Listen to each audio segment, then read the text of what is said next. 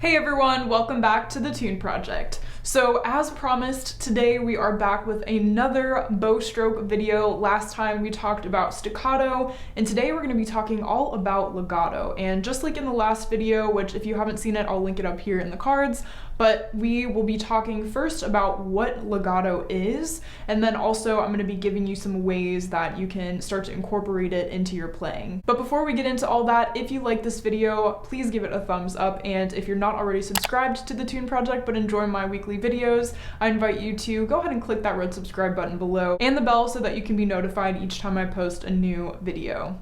So if you're unfamiliar with legato, let's first just kind of give an overarching definition of what it is. So legato is typically characterized by smooth, connected bow strokes. Legato being very smooth and connected can sometimes be confused or associated with using lots of bow, but that's not always necessarily the case. You can certainly use a lot of bow when you're playing legato, but it doesn't have to always be the case. You can use a very short amount of bow and still be playing legato. So I'm going to go ahead and demonstrate this bow stroke on the A string just so you can hear what it sounds like.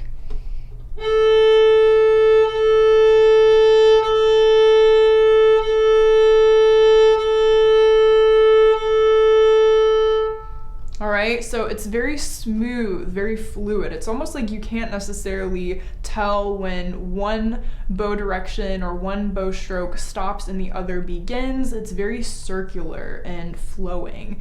That's the idea behind legato, and that's what we're trying to create with this bow stroke. Because legato is so incredibly popular, it's likely that you have already been playing it without necessarily knowing the name for it. So it's one of those default bow strokes that many of us just kind of go to because it's, you know, it's so natural, it's so easy to play. So some ways that if you aren't already incorporating legato, some ways that you can start to include it into your playing are by first just practicing it on the open A string. So for this example, I'm going to be using a metronome here. I have my tempo set to 50, and you can go ahead and just play quarter notes on the A string using legato. So let's go ahead and try that now.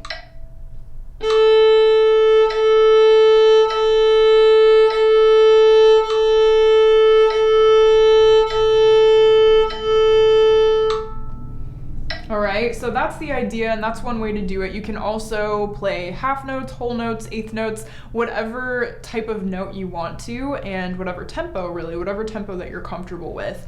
But that is one way to sort of introduce legato, especially if you are newer to the violin and you just want to have an exercise to include some of these bow strokes. Now the second way that you can start to incorporate legato into your playing and practice it is by adding rhythms. So this is a really fun way to practice anything. If you're working on any sort of technique, rhythms are a great go-to, but especially with bow strokes. So I'm gonna go ahead and turn my metronome back on, and we're gonna practice a couple of different rhythm options for this one. So here's the first one.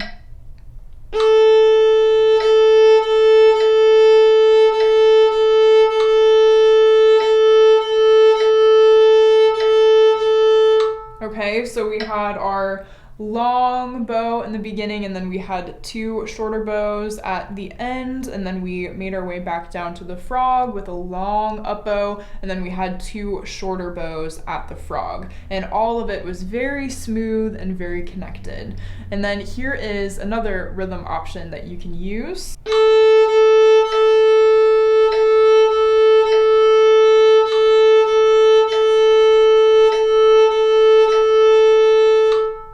Alright, so that is just basically the opposite of the previous rhythm, where this time we started with the two shorter notes and then had our long note. And finally, another way that you can start to practice legato and incorporate it into your playing and into your practicing is by just simply playing a song, a piece, or a tune that you are already familiar with. If you're learning this bow stroke for the first time, you're probably newer to the violin in general, so if you don't have a song polished yet or a tune that you really have under your belt and are comfortable with playing, maybe find one that you're working on, or even if it's just very basic, a basic set of notes like a scale or something like that, and just see if you can play each of the notes with legato. So for example, if I were to just on the A string play a short ascending scale starting on open A,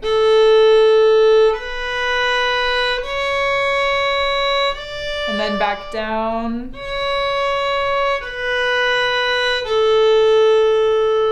that could be a really great way to start by just practicing in general, familiarizing yourself with the violin while also at the same time learning this legato bow stroke. Well, that is it for today's video. Thank you guys so much for watching and being here today. Again, if you haven't seen the staccato video, definitely go and check that one out. And if you have any requests for bow strokes that you want to know more about, feel free to drop them in the comment section below, as well as if you know about legato, if you've been using legato for a while now, or how you plan to incorporate it into your playing. I would love to hear it down below, so feel free to share. And until next time, happy practicing. If you'd like to further your support of the Tune Project, be sure to head over to patreon.com/thetuneproject for information on that. And if you're planning on buying any music or doing any shopping on Amazon, be sure to head over to the Tune Project website, which I linked in the description box of all of my videos. Click my Amazon banner, and whatever you purchase, a small percentage of that will go toward the Tune Project. This just keeps the Tune Project going and allows me to continue to create free content for you all.